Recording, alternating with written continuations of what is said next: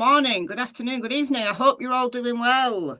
It's 11:16 a.m. here in the UK, and it's a lovely spring day. I'm going to go and do outside things later on today. I'm going to be listening to day 2 of the Karen Reid trial in my ears while I do outside things. So I thought I'd hop on and do a recap of yesterday. Now, listen, I'm playing this by ear, but I've kind of got a loose plan, right? So I'm not streaming the trial. There's so many people streaming the trial, and I'm not going to stream the whole trial because I'm not convinced that many people who watch my channel are really interested in Karen Reid.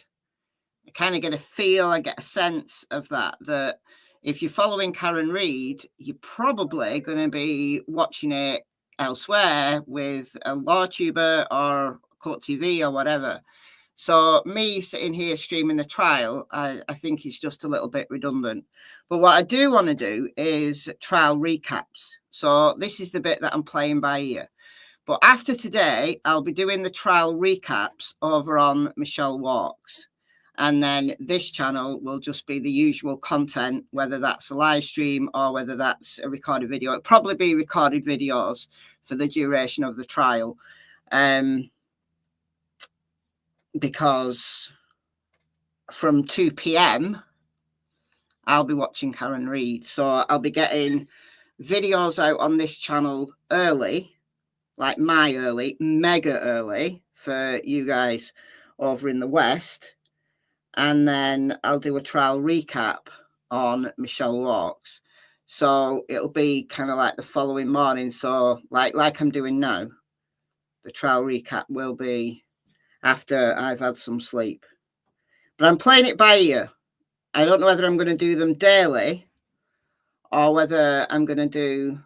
I don't know. I'm playing it by ear. But I did want to hop on today and talk about the absolute disaster.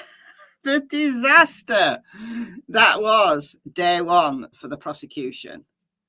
Absolute disaster, in my humble opinion. Now, look, I'm biased. I believe Karen Reid is innocent based on John O'Keefe's injuries. And I've got videos on it. I've talked about this in previous videos and live streams. I think it's based on John O'Keefe's injuries. There is absolutely no way that the injuries he sustained are due to a motor vehicle collision.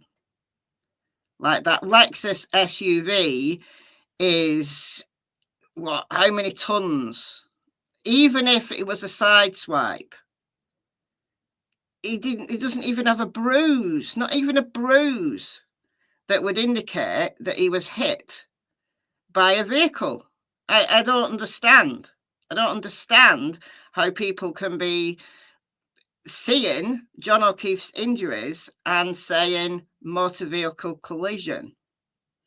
So that's the basis for me believing that a motor vehicle collision did not happen. And therefore, by default, Karen Reid is innocent. She didn't hit him on purpose. She didn't hit him accidentally. That's where I'm at. Now, look.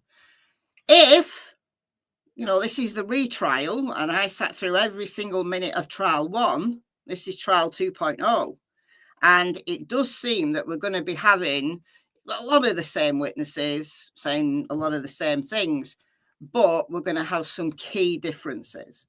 And it was clear from the opening statements that both sides have got some additional evidence that is going to be really interesting. So, as always, with any case that I cover, I reserve the right to change my mind.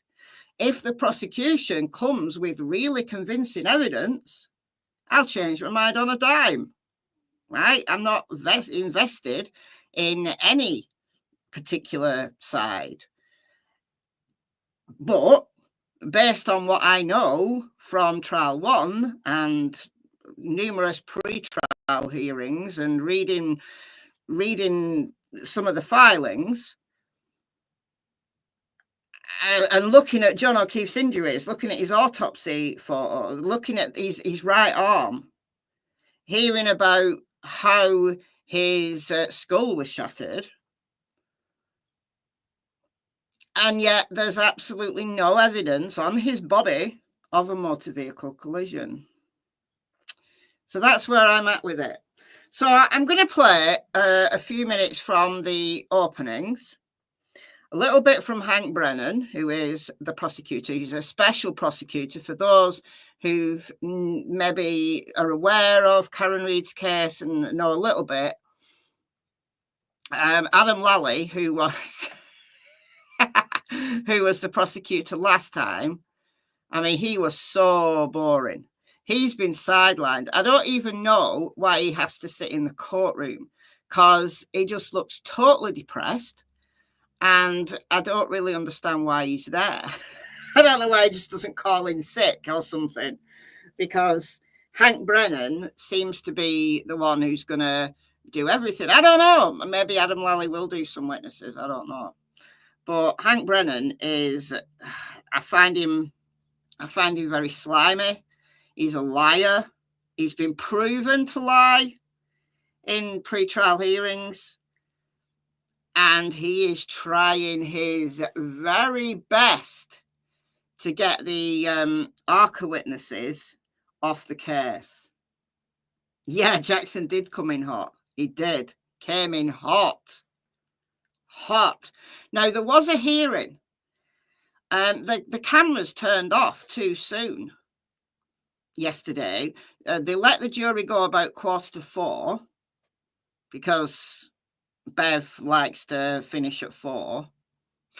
But they had another hearing after. And we knew there was going to be another hearing because at the beginning, like she said, they do the hearing addressing the ARCA witnesses after the trial day.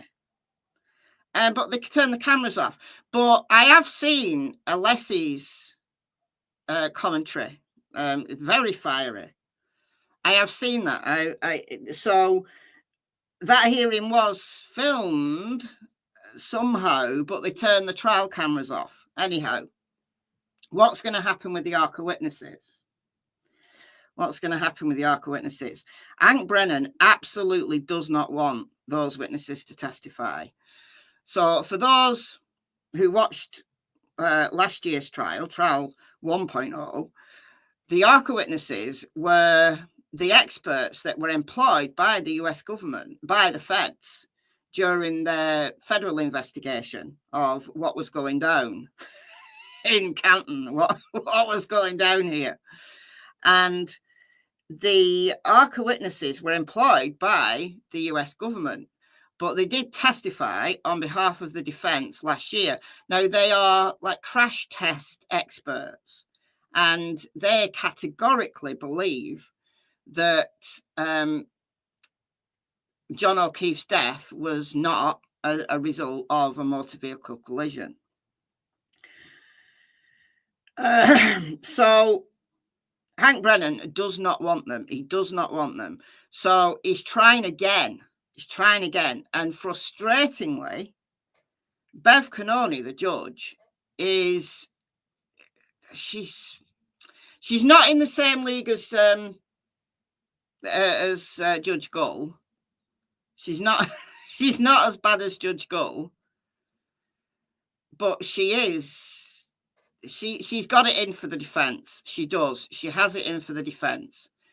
So they're going to have a voir dire on Friday. So there'll be no witnesses on Friday. The jury will get the day off.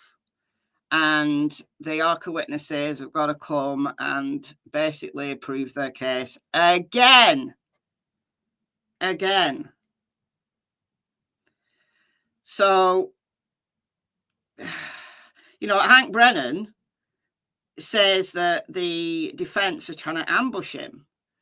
Well, okay then. How come, like literally 5 minutes before opening statements yesterday, Judge Gull told the defense that they weren't allowed to mention the ARCA witnesses in the opening statements? They had to change their opening statement, presumably. They were ambushed. It's just very sly. Hank Brennan is scared. He is scared.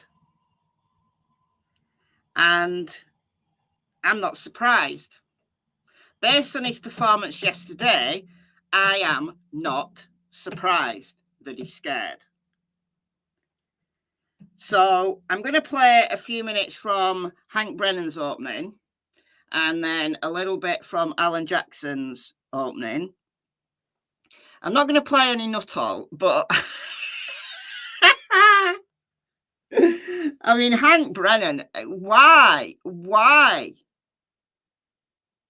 did he call Nuttall as the first witness? Maybe to get it over with. I don't know. But look, I've nothing against Nuttall. Nuttall is one of the first responding EMTs. And he's allegedly one of the EMTs who Karen said, I hit him. And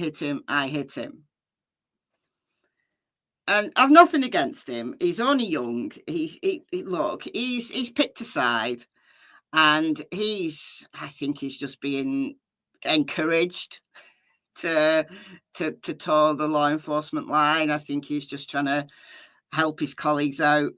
But Alan Jackson, Alan Jackson teared him apart in Cross. And don't summon goal. I know. I know. Yeah, don't say her name 3 times, or she magically pops up like a bad mushroom or something. But yeah, I mean, the poor guy, he was questioned under direct, crossed, like savage. It was savage. Jackson was on fire. Then there was the redirect. Then there was the recross. Then there was the redirect, and then the recross, and it was just insane. Insane. And then I really had an headache at the end.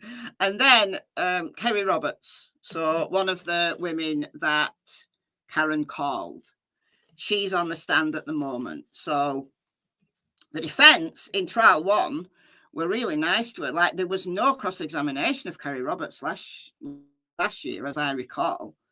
But I don't think she's going to get the same treatment this time. So interesting first couple of witnesses for Hank to draw on. Maybe he's just getting all that out of the way. I think he's going to be a more formidable opponent for the defense than Adam Lally was last year, but he will play dirty. And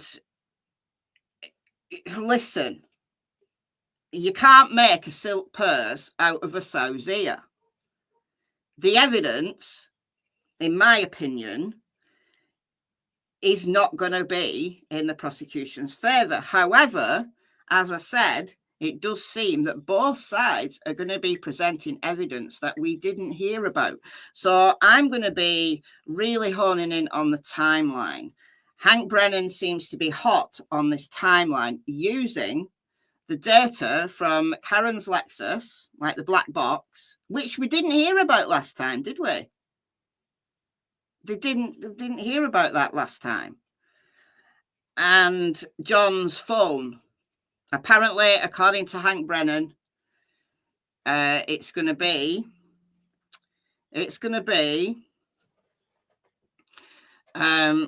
Karen's black box and John O'Keefe's phone. That's going to tell the story of what really happened. So I'm going to be scrutinizing this timeline. Also, we heard from Alan Jackson in openings that John O'Keefe did not suffer from hypothermia, because we heard last year, and it's so difficult to. What I'm trying to do is turn my brain off and disregard everything that I heard in trial 1 and kind of listening to the evidence starting from scratch. But it's impossible. It's impossible. I keep, maybe once we've had some more witnesses, and maybe we've got into the trial proper, it'll be easier to just focus on the evidence being presented in this trial. But at the moment, I'm just continually referring back to last year. But last year we heard that John O'Keefe, his cause of death was a skull fracture and secondary hypothermia. But Alan Jackson is saying now that John O'Keefe, according to their expert, who's going to testify regarding John O'Keefe's cause of death, did not find any evidence of hypothermia.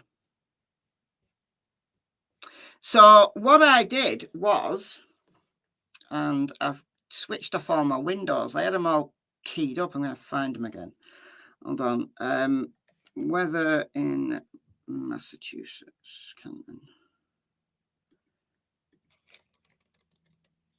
I got the weather for the 29th of January 2022 from Canton.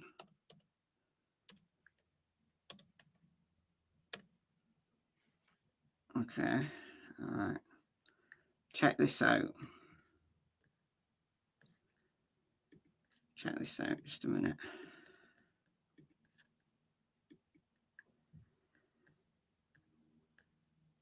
All right, this is January 2022. And we know that there was a blizzard.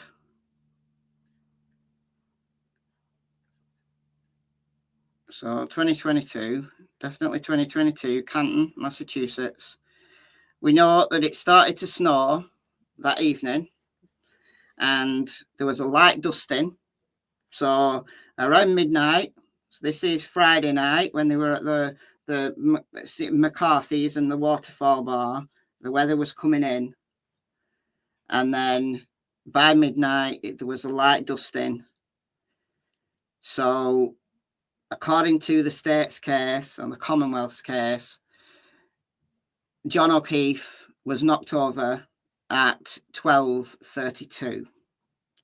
And I'm going to be holding Hank Brennan's feet to the fire regarding his timeline, because I suspect what we're going to find is that the timeline doesn't fit the state's theory. And when all's said and done, I'm looking in my crystal ball. I've consulted the spirit. You know, I've done all of the things, and I'm thinking that Hank Brennan's timeline is not going to hold up under scrutiny. But it remains to be seen. It remains to be seen. So, according to the Commonwealth's theory, John O'Keefe was knocked over by Karen as she reversed back 70 feet or whatever it was with 75% throttle. You heard all this in the openings, right? This is what Hank Brennan's claiming. And at 12:32, John O'Keefe fell, cracked his head, and died. And was out there until 6 or just after 6, when Karen found him and they called 911. So he's out there for 5.5 hours, from 12:32 to 6 o'clock, right? 5.5 hours. And the temperature, this is, I'm assuming that, yeah, this is Celsius. I can switch it to Fahrenheit, I assume, can I? I can.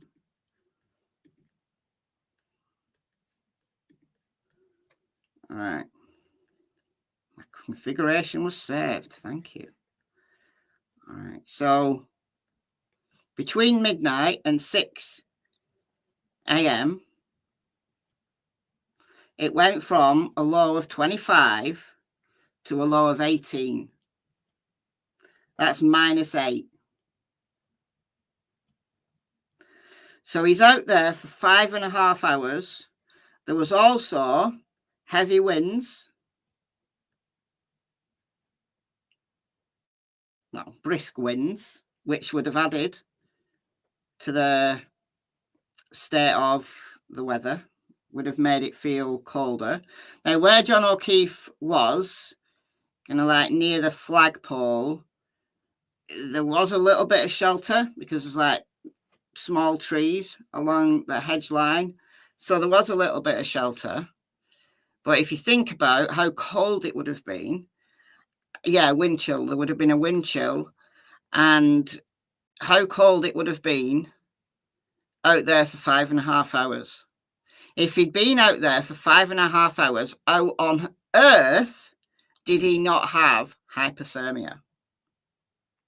Because it wasn't like he was dressed in a snowsuit, as Nuttall tried to say last time. He wasn't dressed for the weather. He was dressed for going out drinking in a bar. He didn't even have a jacket on. So lying on the cold ground, being covered in snow, in temperatures that are as low as -8 Celsius or 18 Fahrenheit, with a wind chill factor as well, how would you not have hypothermia and signs of frostbite?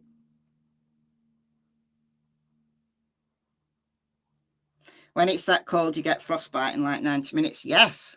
Yes. I also looked up frostbite. I don't really know anything about frostbite. Frostbite.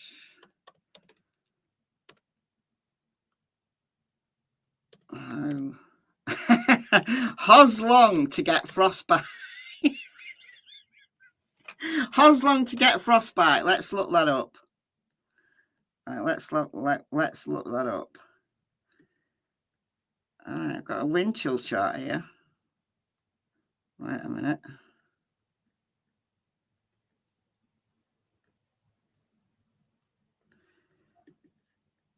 All right. How long does it take to get frostbite? Colder the temperature, the faster you get frostbite. When you add wind and water to the mix, well, we've not got water. We've got snow though. Okay, wind chill temperature and frostbite chart. So look at this. So we're at 18 Fahrenheit. So we're here. And we've got a 20-mile-an-hour wind. Okay, so where does it tell me? I wanna know how long it takes. Does it not have? So 3 stages of frostbite: mild, supervision, and severe. Well, it has a wind chill thing, but it doesn't give me. It doesn't give me how long it will take. But basically, if it's 18 degrees with a 20-mile-an-hour wind, it's going to feel like 4 to -2 in Fahrenheit. So it's going to feel really, really, really cold. Oh, frostbite times. So we're in the light blue. 30 minutes. So you'd start developing frostbite in as little as 30 minutes under those circumstances. So it's going to be really interesting to because John O'Keefe. I don't want to do that yet. It's going to be really interesting to hear that defense expert and how they've deduced that there was no hypothermia.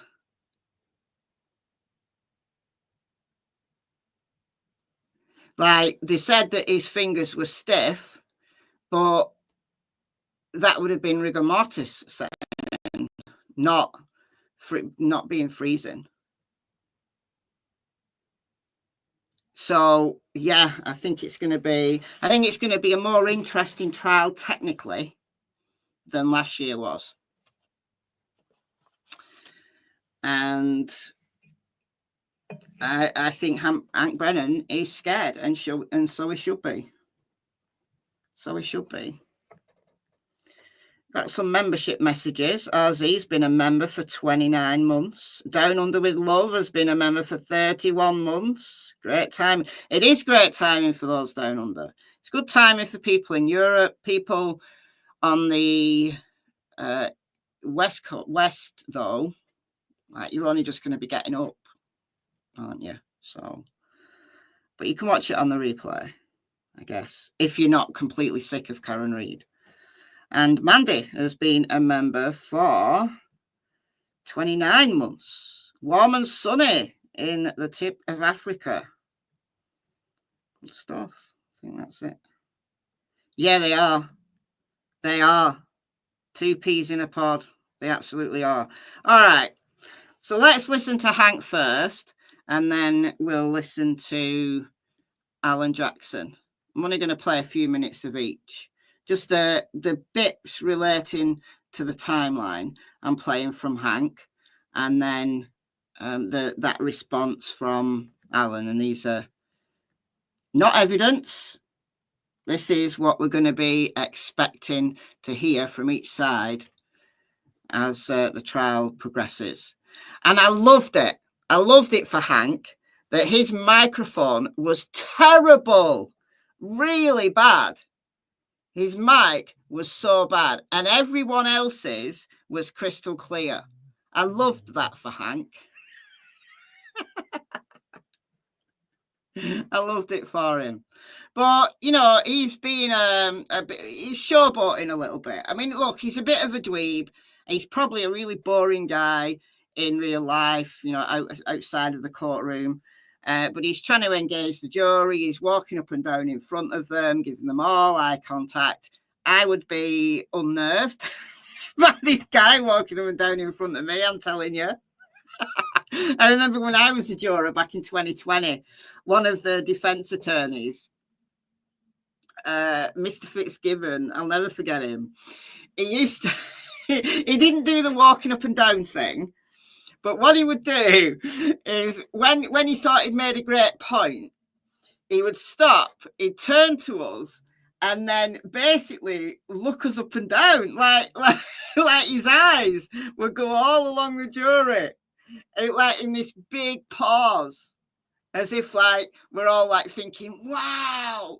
It was really sad. It was funny, but whoever taught him to do that, I don't know. It wasn't that effective. And I just get the feeling that Hank Brennan's doing that kind of thing. A little bit of showboating here. All right, so this is Hank Brennan talking about the timeline. And the volume is awful. It's really bad. But I love that. I love that for Hank. So it's not me, it's the audio in the courtroom. Everyone else's microphones were beautiful, crisp, clear, except Hank's. All right, let's go. We are here today because John O'Keefe was killed by the actions and conduct of that defendant, Karen Reid. You will learn through this case, through facts, science, and data, you will learn that on January 29th, 2022, when the defendant and Mr. O'Keefe were in front of 34 Fairview Road, all the way to the left side in a dark corner near a flagpole, you will learn that Mr. O'Keefe got out of the car. He got out and he stood by the side of the road after an argument with the defendant. And that argument, that anger fueled by heavy intoxication, you will learn from the science and data as he stood by the side of the road, the defendant in her SUV drove away. She drove at least 35 feet away, the argument was over, it had ended. But then she stopped. She stopped, she put the Lexus into neutral, and she waited. And the facts and the science and data will tell you that despite the fact the argument was over, she then put the Lexus into reverse, put her foot on the gas pedal, and began to press, not 25%, not 50%, up to 75% acceleration. There was a light dusting of snow, the Lexus tire spun backwards, she went backwards at least 70 feet. She clipped John O'Keefe, he fell backwards, hit his head, broke his skull, and there he lay at the corner of Fairview Road, on the ground, lying on top of his cell phone, alone. A few moments later. When they go back. All right, so we're going to hear now that all of this happened in 20 seconds. So John O'Keefe, he's gonna give you the timings in a minute, and he gets one wrong, but he's not using his notes. He's showboating. I hope the jury clocked it. I don't know how many more mistakes he's going to make if he tries to doing this throughout the trial. But anyway, John O'Keefe gets out of the car, stands there at the side of the road. Karen Reid goes forward 35 feet and then slams the Lexus SUV into reverse and reverses back with tires spinning 70 feet. Clips John O'Keefe. He must, I don't know, somehow spin round in the air and land several feet away on the lawn near the flagpole.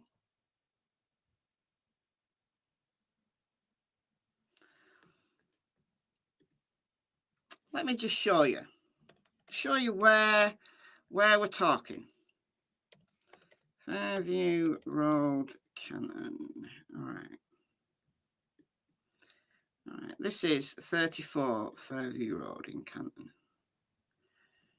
So, hold on. Let me put this on. Here we go. Add to stage, please.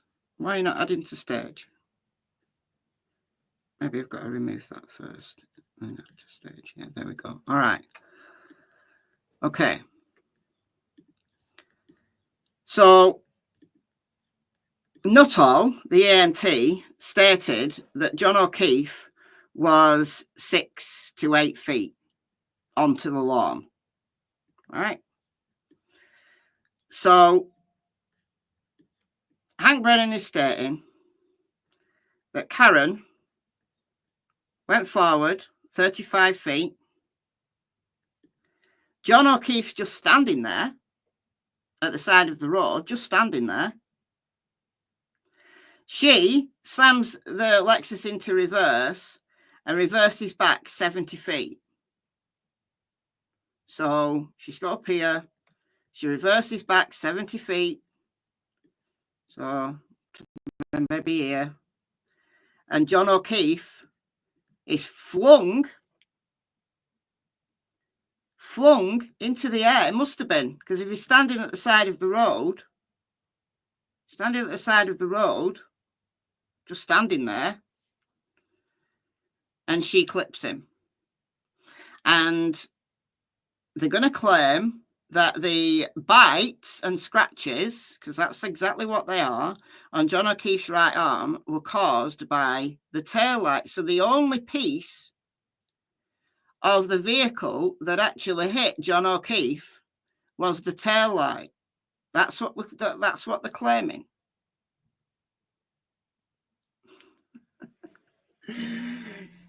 Come on now. Come on now. No. And what did he bang his head on?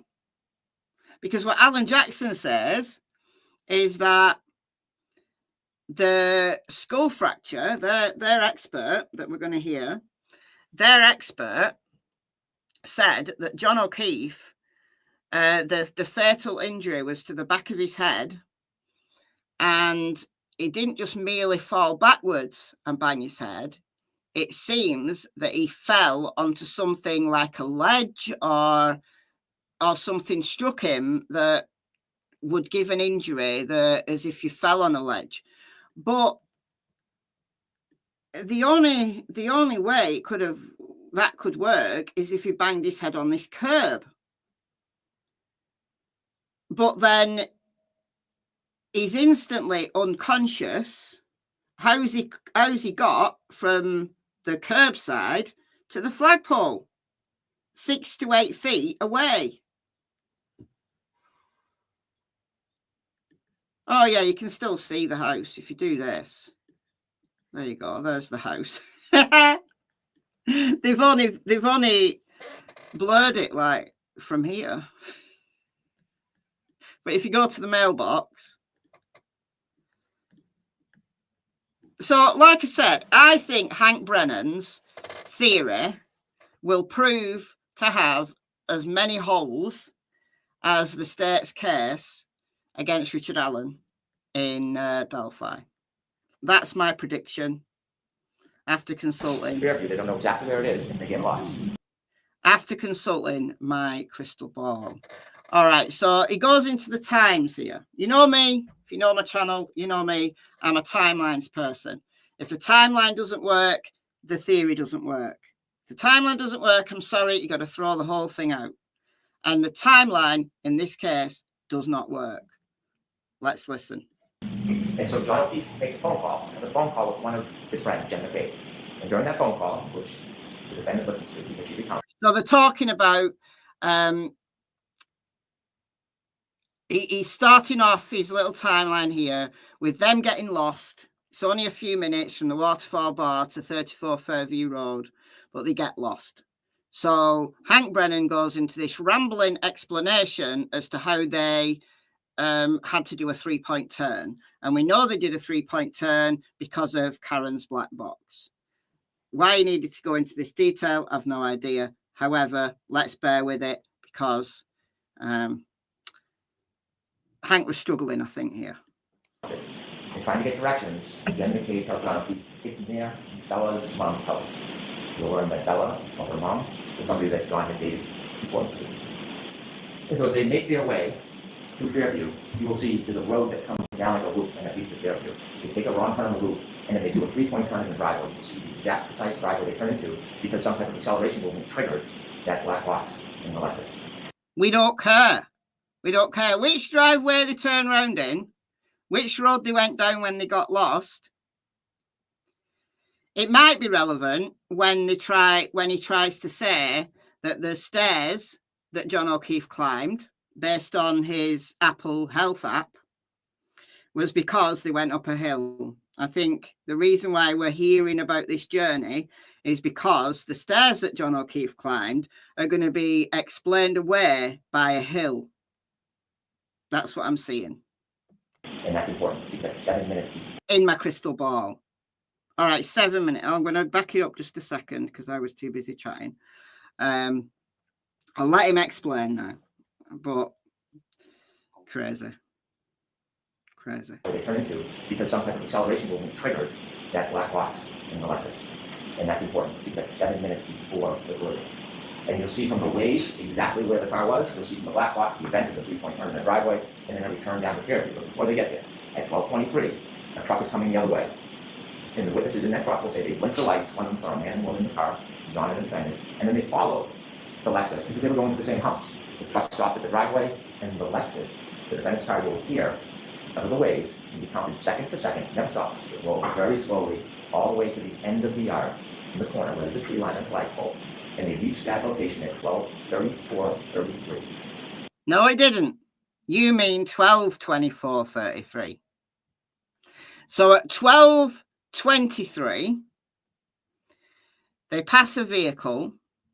They see that the people in the vehicle are going to the same house. They see John and Karen in the car. And they see Karen pulling up at 12:24:33 seconds. 12:24:33, not 12:34, 12:24. And they're in the car and they stay there. The truck waits, they speak to somebody in the house who comes out, the person goes back in the house and they're there for about 5 minutes. We're now down to 2 minutes before the collision. The truck leaves, and now it's just the defendant and John. Hold on. So he's talking about Ryan Nagel, isn't he? And again, I'm trying not to think back to trial 1. But Ryan Nagel's testimony from last year, as I recall, Ryan Nagel was going to pick up Julie Nagel from the house. And then he turns up. Julie Nagel decides that she's not going to go with Ryan and she's going to stay for a bit, but she comes out to have a conversation with him. And then when Ryan Nagel drives off, doesn't he say that he just saw Karen in the car? Didn't see John, but saw Karen. So unless they've unearthed another witness, or unless Ryan Nagel's going to change his testimony, that's very interesting. That's very interesting that now these people apparently also now saw John O'Keefe. So it's interesting how that's going to play out. And while they're waiting outside, 12:27, John gets a text from Jen McCabe. Park behind us in the driveway. 12:29, she texts again. Are you coming in? You'll hear that Jen McCabe and others look out the window and see the defendant's Lexus in front of the flagpole at the far end. It's snowy, it's dark, it's windy, they're waiting. You will know that John O'Keefe was in that car, that Lexus, and didn't move because his healthcare data is not moving. It's not moving until 12:31:56. All right, so they're in the car. So they get there at 12:24:33, and then he gets out of it. Gets out of the car at 12:31 and 50 some seconds. So they're in the car for like 6 minutes. So this will be where Hank Brennan's going to argue that they were arguing. And then John O'Keefe gets out of the car. Now listen, this is really important what he says next. 12:31:56, he begins to move. He will have 20 seconds before he falls. 20 seconds. 20 seconds before he falls. So at 12:31 and 56, I think he said, John O'Keefe gets out of the car. And in just 20 seconds, he falls. So everything that Hank Brennan is going to claim about how John O'Keefe dies happens in 20 seconds. Let's just wind that back a second or two to listen to that again. His healthcare data is not moving. It's not moving until 12:31:56. At 12:31:56, he begins to move. He will have 20 seconds before he falls. 20 seconds. He gets out of the car, the Lexus, and in that 20 seconds, you'll hear that user initiated. He looks at the phone, at the text message Jen McCabe. It's now 12:32:09. So 12:32:09. He's checking his text message. So Jen McCabe sent him a text message. He's checking it.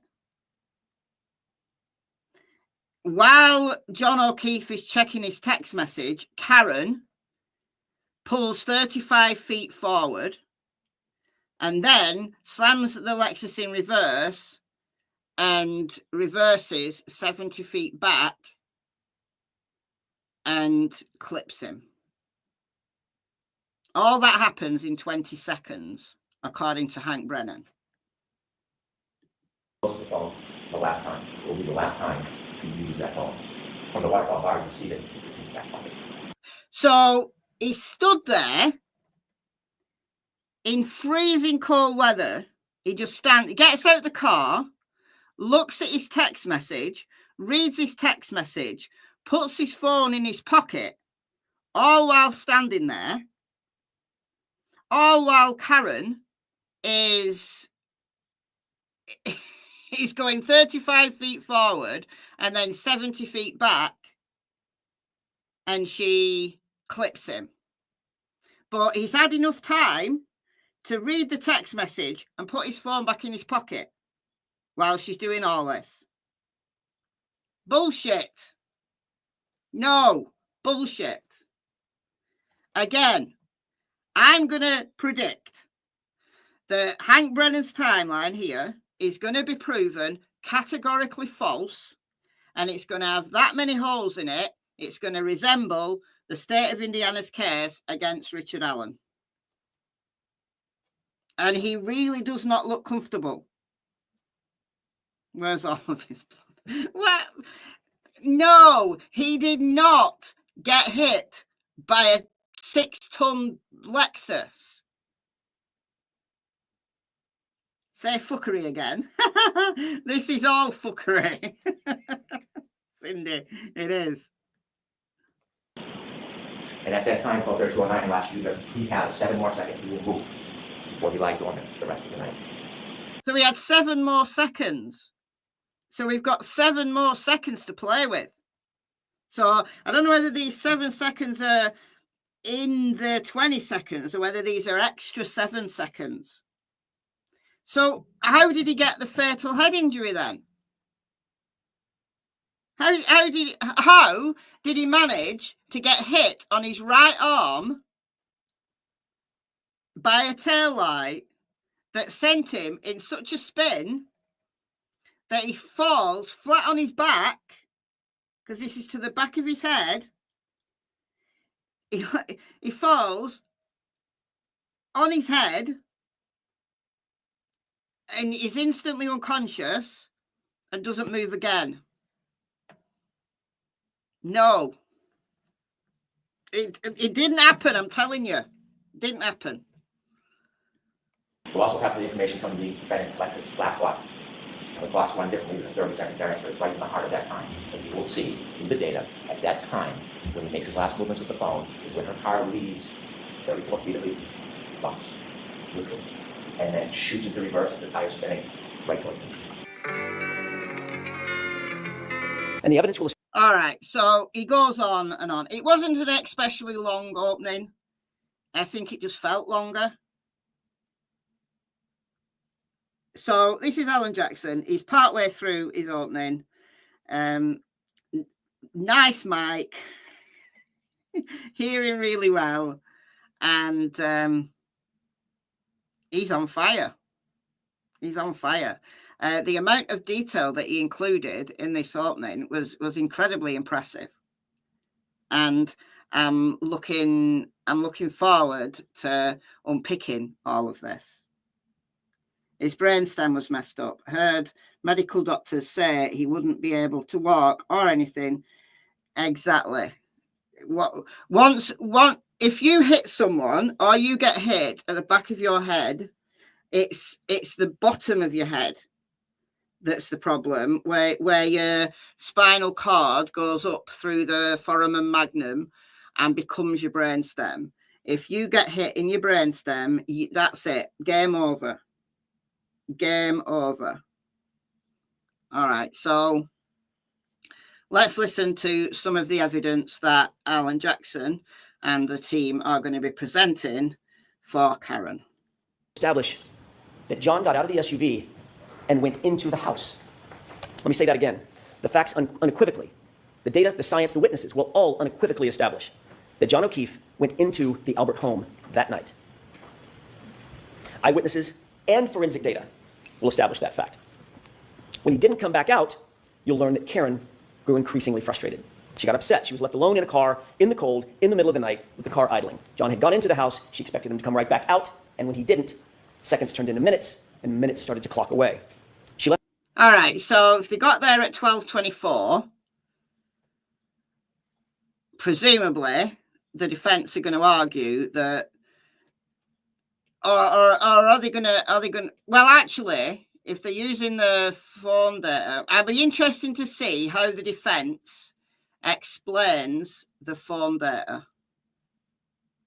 Because if they are saying that the phone doesn't move after 12:32, I'd be interested to see how the defense explains that.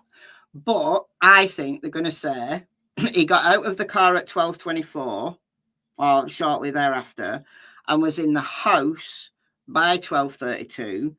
And when the phone stopped moving in the house or even in the yard, but you know, not on the side of the road, that's when whatever happened to John O'Keefe happened. I think that's how they're going to explain it. Thank you, Unnamed True Crime, for the $5. Can you explain what you just said about John reading a text message after getting out of Karen's car? Yeah, so gets out of the car at 12:34 and 56 seconds. And then in 20 seconds before he falls, he's reading a text message that was sent by Jen McCabe. He reads the text message, then puts the phone in his pocket. While he's doing that, Karen goes forward 35 feet and then slams in reverse and reverses back 70 feet, clipping John, sending him spinning, ripping his arm with the tail light, and he lands somehow magically near the flagpole on his back and splits his head, cracks his head. That's what that's the essence of the states or the Commonwealth's case. No. Yeah, why would you be standing there checking your text? I don't know. So I think what the defense are going to argue is that John went in the house at 12:24. Because Ryan Nagel, when he left, he did not see John. I'm convinced he did not see John. Sylvia, member for 36 months, 3 whole years. 3 whole years. 20 seconds is quite a long time. You break it down. Yeah. But again, why would you just be standing there? Why would you just be standing there? I mean, yeah, of course, you can read a text message and put the phone in your pocket in 20 seconds. Yeah, absolutely you can. But why would you just be standing there? You didn't even have a coat on. We'll see. We'll see how both sides expand on this. John a voicemail, then another voicemail, voicemail after voicemail after voicemail, text messages. But he was unresponsive. He didn't pick up a single call. He didn't respond to a single text. The longer he didn't respond, the more upset she got. The Commonwealth will intimate, as they already have in their opening statement, that these voicemails are evidence that the two were fighting. The actual evidence in this case, however, will show the exact opposite. You'll hear that Karen was very agitated. You'll hear some voicemails where she's swearing. You'll hear voicemails where she calls him names. There's name calling. But you'll also hear the context of those voicemails. And every single one of those voicemails was left for John after he failed to come back out of the house, after he failed to respond to her voicemails and to her texts. Karen believed John had just left her sitting there, grabbed a beer, was partying with his friends. The evidence will actually show that John and Karen never had a crossword, not a single crossword that entire evening before he left that SUV and went inside the house. No, I mean, there's video of them in the Waterfall Bar, and they look friendly. They're chatting. They don't look like they're in the midst of an argument at all. Now, could an argument have ensued on the way between the Waterfall Bar and 34 Fairview? Yeah, sure. But maybe we'll never know. No, definitely no puffy jacket. No puffy jacket that Nuttall saw. No puffy jacket. 20 seconds sounds more like the time it took to walk to the door of the house, reading a text message along the way. Yeah, it does. Yeah. And you will learn what Karen had absolutely no way of knowing at the time. It wasn't that he wouldn't respond to her. It's that he couldn't respond to her. And the evidence will show you why. Let's talk about that. We'll introduce you to a doctor named Elizabeth Lopesada, a renowned forensic pathologist. All right, so this is going to be really interesting testimony because alongside the technical stuff that I like, like phone data, actual data, not someone's opinion or eyewitness testimony, which is notoriously unreliable, actual data, things from phones, things from black boxes. I like that kind of stuff because it nails you. It nails you in. And also it means that certain things, certain theories can be excluded based on that hard data. It's hardwired data. But this medical expert, I think, is going to be really interesting. And they've also got another dog bite expert, Garrett Wing. Garrett Wing is a dog trainer. His YouTube channel is called American Standard Dog Training. And listen, I don't like his style of training. He trains protection dogs, all right? Very different kind of training than I do. I don't watch his channel, but he raised his head above the parapet last year, went on Melanie Little's channel, and it was interesting. It was interesting. Because he trains protection dogs, you know, they use sleeves, you know, to train the dogs to bite and hold and release and stuff. And he's been allowed this time to be a witness for the defense, so that's going to be interesting.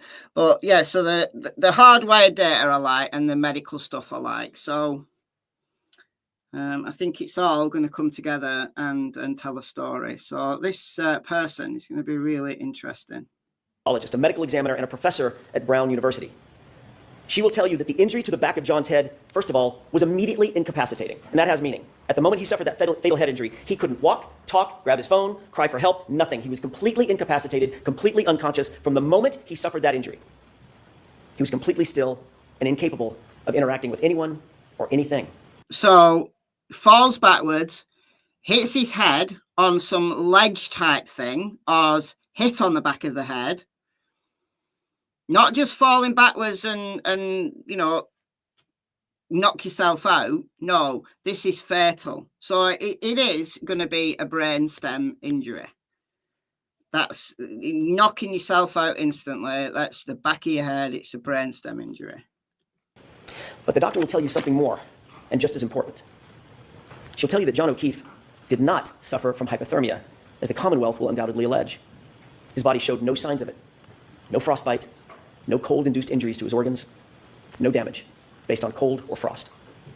Ladies and gentlemen, the scientific evidence... So if you're in sub-zero temperatures for 5.5 hours, lying there with not even a coat on, how do you not have hypothermia? How do you not have even the early signs of frostbite?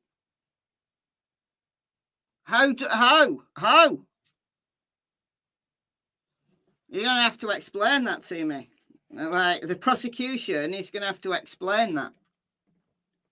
And the medical evidence will establish that John O'Keefe had to be injured somewhere else, somewhere warmer, and his body had to have been moved out into the cold. And that's where, ultimately at 6 a.m., Karen found him the next morning. You will learn that John did not have a single injury consistent with being hit by a car. Let me say that again. The evidence will establish that John did not suffer a single injury on his body consistent with having been hit by a car. Not one. You'll learn that John's torso, his ribs, his chest, his arms, his hips, his legs, his knees, his ankles, his feet, all of them, no broken bones, no fractures, no contusions, no torn ligaments, no internal injuries, not even a bruise. Nothing consistent with a car accident, despite the Commonwealth's contention that he was slammed into by a 6,000-pound SUV. Not a bruise. If he was hitting the right arm, right, how is that arm not broken? If the car is reversing backwards at 20 odd miles an hour, clips his right arm, but with the taillight, how did his arm or his shoulder not break? Like, he's got superficial scratches and puncture wounds that look like dog teeth marks to me. If a 6,000-pound SUV hits you in your right arm, how have you not got even one broken bone? How has it not dislocated your shoulder? How?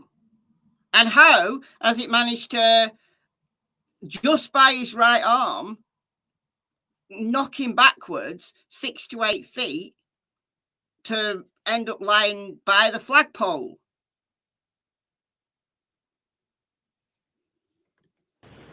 Dr. Lapasada will tell you with medical certainty that, in fact, John was not struck by a vehicle. Medically and scientifically, he could not have been struck by a vehicle. Therefore, as I said, there was no collision.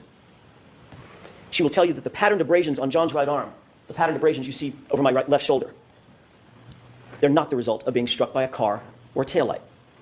You'll take one look at these injuries and you'll agree with Dr. Lapasada. The evidence will show that these injuries are from an animal, like a large dog like the large dog that was inside the Albert house that night. All right. So I've got a video, maybe two, I think, on the dog bites. But look, scratch, scratch, scratch, scratch. Those front claws, the two like middle front claws, pretty long. And they try to hold you with the paws. So scratch, scratch. I've considered that could be a tooth. I'm not sure. But this is a bite. And I can't zoom it in on this because I'm playing it through StreamYard, but you've got a dog he's moving his arm. He's got his arm bent, like protecting his organs, trying to fend this dog off. This dog can't get a grip. So measuring Chloe's jaw is not going to help. It's going to be completely misleading. It's more like a nip, like the dog can't get hold. So what you've got there is that's the lower teeth there, where it kind of started to bruise a bit. Those are the upper teeth. You got puncture wound there. I mean, these are only very superficial. This is a dog that's probably shocked that a stranger is in her house and she's lunged at him and nipped him maybe 2-3 times. And then these are scratches. These are scratches. Very superficial. But how on earth would a tail light cause these very superficial wounds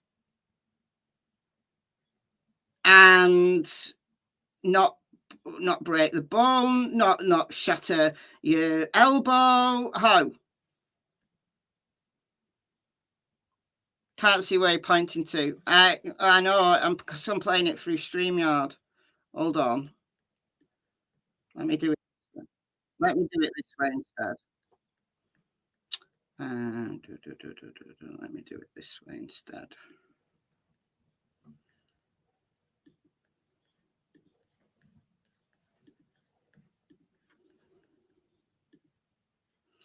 All right, you can see that now. So you got scratch, scratch. I've wondered whether that's a puncture, but I think it's a scratch, scratch, scratch, scratch, scratch. That's one scratch, I think. This is a bite. It's a nip, right? It's only really just broken the skin. And it's on the elbow, so he did have his elbow bent, so Chloe's not been able to get hold. And you've got 2 puncture wounds there. This is the dog's lower jaw here, so it's just a nip. Like, very superficial. And then those are scratches. So how is it even possible for a £6,000 SUV to have caused these superficial wounds, but yet with sufficient force to fling him 6 to 8 feet backwards, where he lands with the base of his head on some kind of ledge and knocks him out and kills him?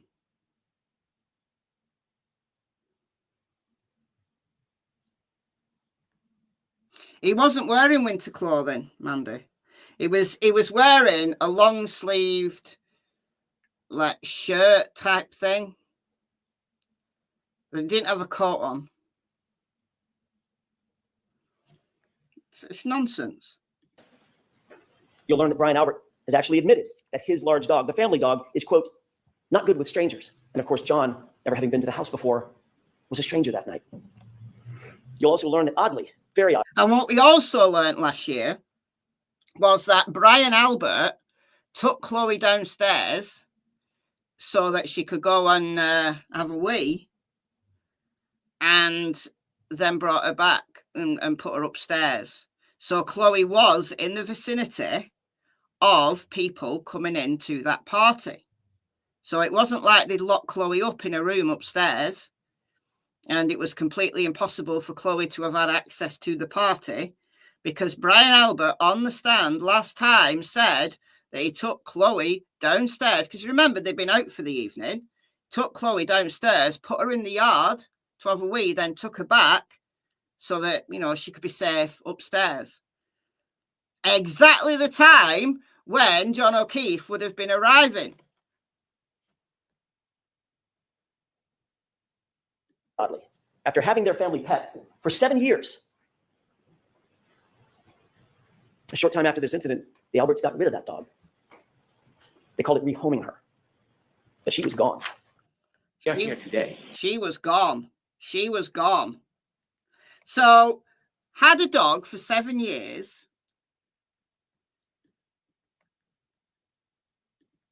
Had a dog for 7 years. The dog doesn't like strangers. The dog had had an altercation before and bit someone previous. So they knew this dog had a bite history, not a serious one. I think it was a neighbour's dog that had an argument with Chloe, and the human intervened and Chloe ended up biting the human. So not a massively savage attack. But Chloe does have a history. She doesn't like strangers. But they'd had her for 7 years. And then they just magically, when all of this came out and they knew that the defence was going to start going after people in the house, magically they rehomed Chloe out of state. Also, what they did was sold their house. Like, this house had been in the family since Brian Albert was a kid, and they just decided to pack up and leave. Not before having the basement floor all redone.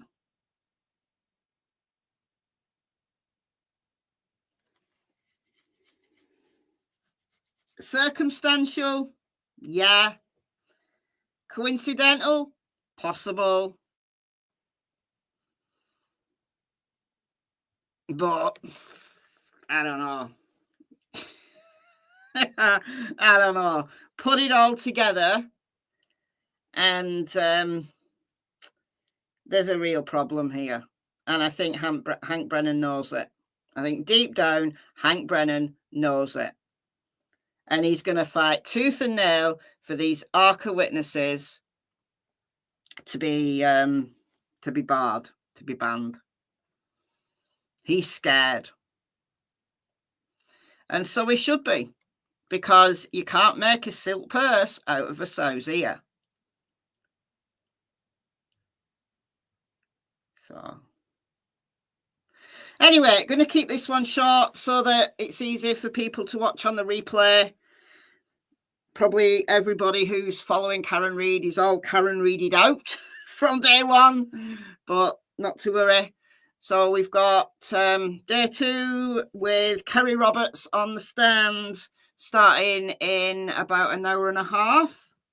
So I'll be back tomorrow with a recap of day 2.